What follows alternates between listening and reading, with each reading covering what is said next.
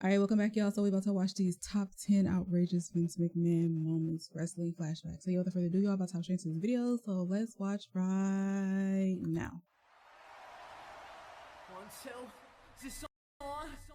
Whether it's through his real life or on-screen antics, Vince McMahon will always be one of wrestling's most controversial men. He's been involved in so many crazy segments and matches over the years. But today, we've narrowed it down as we look at 10 outrageous Vince McMahon moments on WWE. Oh my god, that's what he said. Before we start the list, let's run through some honorable mentions. Like, McMahon has been no stranger to getting down and dancing over the years. But he was at his best during the 1987 Sammy Awards, performing Stand Back, where he was accompanied by choreographed dancers and numerous wrestlers playing instruments. I never will be just an ordinary guy. Finally had to say, stand back, stand back. One of the most legendary moments in Raw history occurred in October 1998, when McMahon lay in a hospital bed after having his ankle broken by The Undertaker and Kane the previous week. Oh. It led to the debut of Mr. Socko and Stone Cold Steve Austin coming in, raining down shots on Vince's injured ankle before smashing a bedpan over the boss's head. When Steve grabbed the bedpan, Steve just grabbed shit that was near him and hit Vince with the bedpan and about killed him. I don't think it's going to hurt that much, but this fucking thing is thick. And of course, when it's showtime, you don't even think about it. That was fun.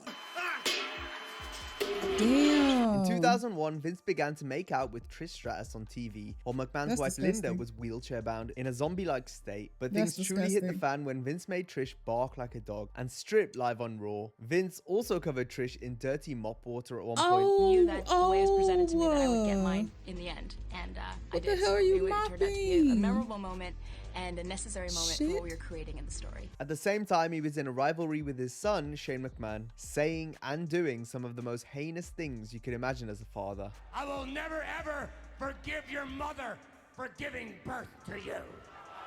Wow, fucking This is bad enough, but it doesn't even scratch the surface when it comes to the crazy things that Vince has scripted himself to do on television. Number 10, gets naked for Tori Wilson. Vince certainly enjoyed making out with countless women on television. Always been attracted to women, love women. But the Mr. McMahon character was prepared to take it one step further on the July 2nd Raw from 2001. It looks like the on beginning the show, of a Vince flick. appeared with Tori Wilson backstage and questioned how badly she wanted to become a WWF superstar. And it became clear that Vince could make this happen, provided Tori made love with him. Although, despite several attempts, the two were continuously interrupted. First by Stone Cold whilst in the shower, then by Kurt Angle in a mop closet, and also by Perry Saturn in a bathroom. Vince and Tori then made their way to the laundry room where they finally had some privacy. Tori began to undress Vince and then asked him to close his eyes. McMahon obliged, only for a few seconds to pass before he opened his eyes again. And when he did, staring back at Vince was his wife Linda, looking on in disgust. I've got a big surprise for you. Vince tried to play it off as if he was doing his laundry, but Vinnie Mac had been caught with his pants down. Number 9, screaming in the announcer's ears. Vince screaming in the commentator's ears was an unfortunate staple of WWE programming for many years. It's forced some announcers to outright quit the company because of the constant tirade of abuse over the headset, including the likes of Taz and the hardcore legend Mick Foley. Look at Batista's face. I It's didn't know this. nothing but pure hatred, a mask of unbridled hatred. And then I hear that voice go, "That's enough with that effing hate word." And I went, I'm not used to being treated like this, right? That was part of the job. I didn't want any part of it. Renee Paquette cited a specific moment when she knew she was done with the WWE after Vince screamed in her ear. The Gypsy King, Tyson Fury, throwed a package, and he's in my ear and goes, "You fucking ruined it!" Screaming at me, telling me that I've ruined this segment because I did not refer to Tyson Fury as the lineal champion. At that point, I knew that I was kind of like, I am out of here, man. Since Vince has stepped away from creative duties, the commentary on WWE has improved significantly, with Michael Cole especially being given a new lease of life, as Cole had previously been the worst victim when it came to McMahon yelling at the announce team. Hey Vince, do you want me to say that every time? Because I said it a shitload of times tonight. Oh, okay. Yes, sir. So you want... Yes, sir. Michael Cole, shut up! Michael Cole, 25 years into this thing. Almost horrible human being.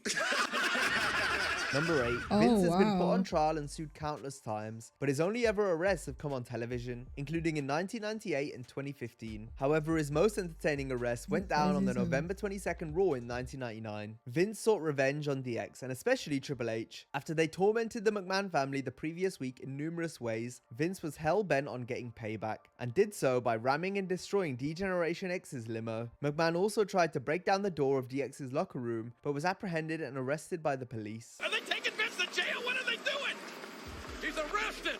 Vince was then booked and processed in the county jail before being put in a cell. Vince posted bail just in time to return for the main event, where he closed the show by attacking Triple H, throwing him off the stage to the floor below. Oh my God!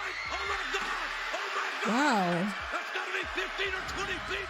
Number 7. Pees and poos his pants on live TV. Stone Cold Steve Austin's torment of Vince led to some truly epic moments. One of which was the time on Raw in October 1998 when Austin held a gun to McMahon's head. A terrified Vince was almost crying in fear, only for Stone Cold to reveal he was wielding a toy gun. Really However, Vince had already peed his pants, creating one of the funniest segments in WWE history. McMahon 316 says I just pissed my pants. Oh no! Vince has had a few toilet mishaps over the years, including the time he defecated himself in a hospital bed on Raw. However, there was one time in which Vince legit pooed his pants whilst trying to get Gerald Briscoe to puke. This happened backstage before McMahon went to the ring for a live promo, as JR revealed in a radio interview in 2014. He turns his back to Briscoe to deposit something a little in the air, and it got liquid.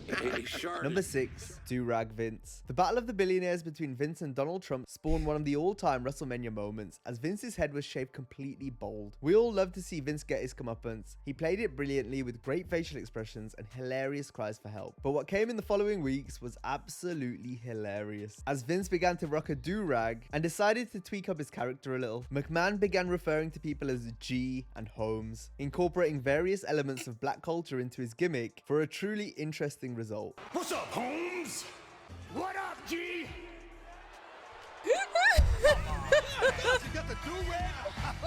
Bro, you already got the walk. What's the point of putting on that extra shit? Just walk how you already walk. Excuse me while I whip this out.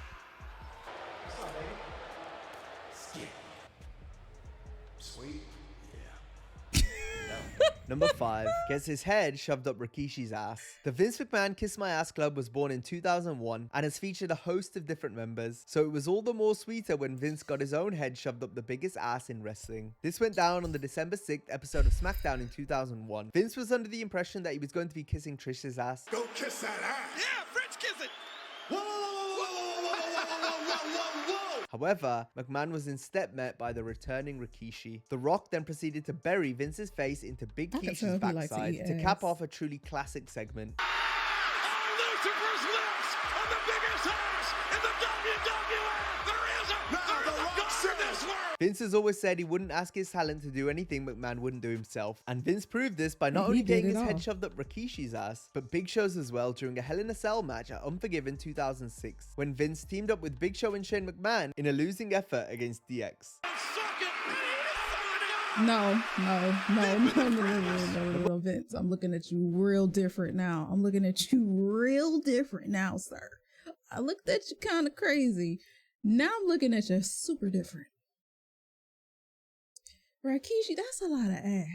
Okay, that's a lot of ass. You don't know what he just ate. Okay, he probably just had some enchiladas. Okay, you don't know what Rikishi just ate. You sticking your face in the Big Show's ass is crazy. Okay, that's crazy. That's a lot of. There's not a lot of ass back there, but that's a lot of person. So I guess that would kind of make it a lot of ass too. I don't know. That's very wild. Sticking your face in two big dudes' asses is wild. Number 4, you like it. At that point, you like it. Quads at the 2005 you Royal into a lot. Rumble. Vince is well known for losing his cool, and his fiery temper was on display for all to see during the closing stages of the 2005 Rumble match. This was as a result of a botched ending to the match where John Cena and Batista were both eliminated at the same time. The referees bought time by raising each man's hand. McMahon then furiously power walked down the aisle, throwing his jacket to the ground and awkwardly sliding into the ring. He tried to get to a vertical base, but the chairman had already blown out both of his quads at the same time whilst entering the ring. And as he sat there on the mat, Vince directed traffic, telling the referees and wrestlers to restart the match with the final two, Cena and Batista. The match finished as normal with Batista winning. Vince was somehow able to walk to the back on his own 2 feet before collapsing once he got through the curtain. All in all, it was an outrageous moment that sums up just how angry, insane, and tough McMahon can be. That was very unique. Not too many people can, sever, the quad tendons at the same time. Yeah, because I'm gonna give him his flowers you at have no use the your legs end. at all. Speaking of McMahon being tough, over the years he's taken some ridiculous bumps. Because I'm just thinking, like, we got shit entertaining. This is crazy.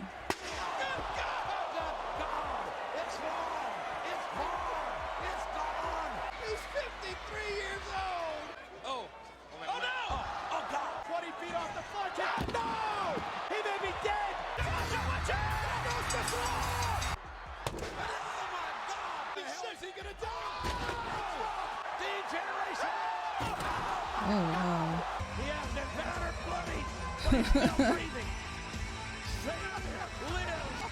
Number 3, blows himself up in a limo. From involuntarily blowing out both of his quads to purposely blowing himself up in a limousine. Vince has always tried to find ways of writing himself off television, but the chairman had perhaps found a way of getting off TV for good on the June 11th, 2007 edition of Raw. At the end of the show, Vince would step into his limo, only to be seemingly blown to smithereens in one of the craziest ever conclusions to Monday Night Raw.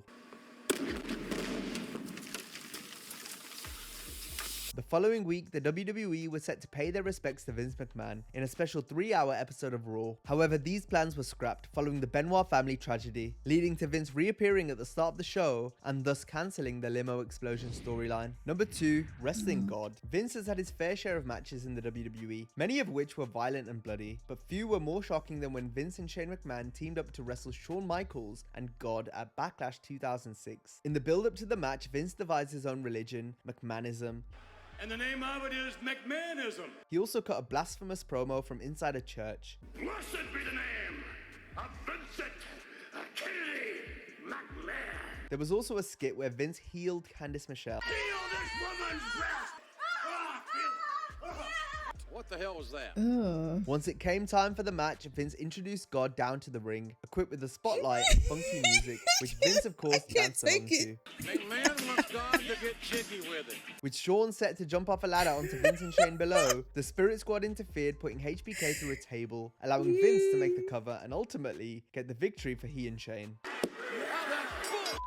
Number 1, wrestling his daughter. Wrestling God is bad enough, but how about booking yourself in a match against your own daughter just days before her wedding? I think my mom, I was absolutely livid. My brother, Are you crazy? and my husband This is ridiculous. were more upset about it than I was. Well, this is what Vince did at No Mercy 2003 in his first ever father vs daughter I Quit match. The two managed to have a compelling match that had plenty of heat and featured lots of weapon shots. I think I remember this.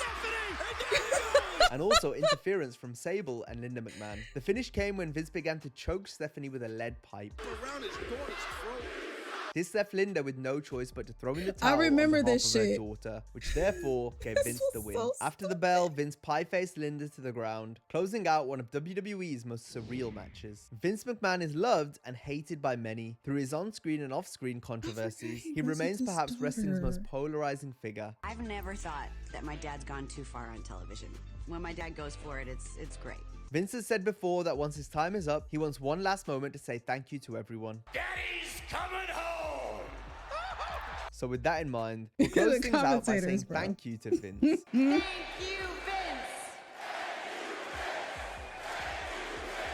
And that brings us to the end of this video. As always, if you enjoyed the video, be sure to give it a like and subscribe to the channel. And if you enjoyed this one, be sure to check out our similar video on top 10 greatest Eddie Guerrero lie, cheat, and steal moments. Have a great day. Even though Vince, look, let me tell you something. Even though Vince is a disgusting, grotesque, vile, nasty, disgusting, what's another word? Despicable, mischievous, evil. It can go on and on and on and on and on and on. He's very entertaining. very entertaining. And because of him, we've gotten many entertaining moments. I could talk shit about you, but I could appreciate, you know, I can appreciate how you have, look, it's so hard because it's Vince. Okay, I can appreciate the good things that you have done for WWE, WWF, wrestling all around. I can appreciate that. I can show you love and give you your flowers because he has definitely given us some very iconic, memorable moments that could be talked about forever. I cannot imagine what it would be like without him. You know, even though he's done some fucked up things and made some fucked up environments, you know what I'm saying, yelling at people in their ear and ending streaks and just doing a whole bunch of crazy ass, outlandish, outrageous, bizarre, weird ass things. You know what I'm saying? Very evil, down low and dirty ass shit. But I can kind of like still give you your flowers because you've given us some great storylines, you know? Some bad ones and some good ones. But yeah, dude is crazy. He's very, very much off his rocker. You could tell that he loved what he does. You know what I'm saying? He loves the sport of it all, and he has a passion for it. It's just, there's a lot of bad. But yeah, that's gonna do it for this reaction. Leave some comments down below. Let me know what you guys think, and I will see you on the next one. Toodles.